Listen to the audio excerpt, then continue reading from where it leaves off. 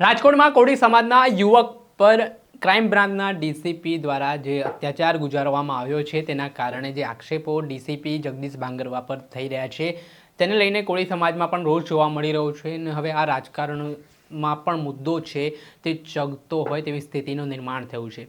આ મામલાને લઈને આમ આદમી પાર્ટીના નેતા પ્રવીણ રામની પ્રતિક્રિયા સામે આવી છે અને જે રીતે તપાસના નામે બોલાવીને એક કોળી સમાજના યુવક પર જે બર્બરતા આચરવામાં આવી તે મામલે તેમણે રોષ વ્યક્ત કરતા શું કહ્યું વિગતે વાત કરીએ।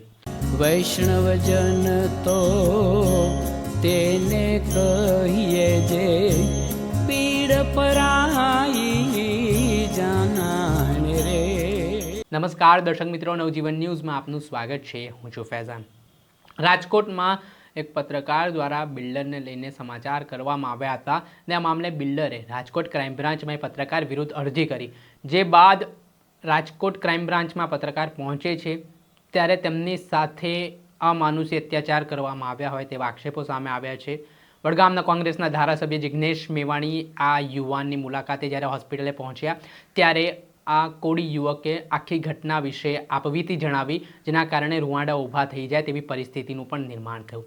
આ ઘટનામાં તેમના ગુપ્તાંગમાં પેટ્રોલ નાખ્યો હોય તેવા આક્ષેપો છે તે ડીસીપી ક્રાઇમ બ્રાન્ચ ઉપર લગાવી રહ્યા છે।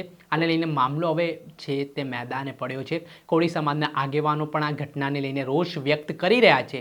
ત્યારે આ વચ્ચે આ મામલાને લઈને આમ આદમી પાર્ટીના નેતા પ્રવીણ રામ મેદાને આવ્યા છે।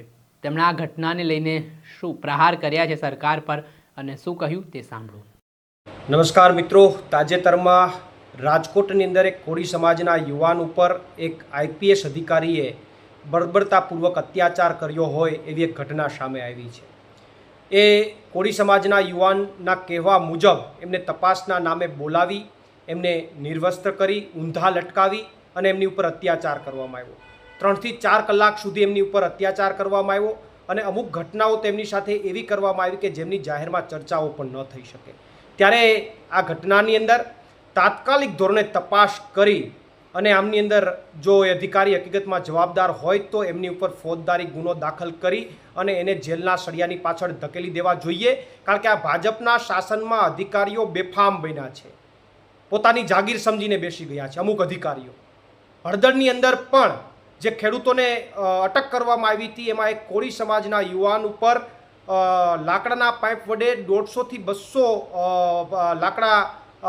લાકડાના જે પાઇપ છે એના દ્વારા એમને મારવામાં આવ્યો હતો। અને અહીંયા રાજકોટની અંદર પણ જે યુવાન કહે છે એ પ્રમાણે એમની ઉપર અત્યાચાર, કોળી સમાજના યુવાન ઉપર અત્યાચાર કરવામાં આવ્યો છે। ત્યારે આ કેસની અંદર તાત્કાલિક ધોરણે એ જવાબદાર અધિકારીને જેલના સળિયાની પાછળ ધકેલી અને કોળી સમાજને ન્યાય આપવામાં આવે એવી મારી ઉગ્ર માંગ છે। પ્રવીણ રામ, પ્રદેશ ફ્રન્ટલ અધ્યક્ષ, આમ આદમી પાર્ટી।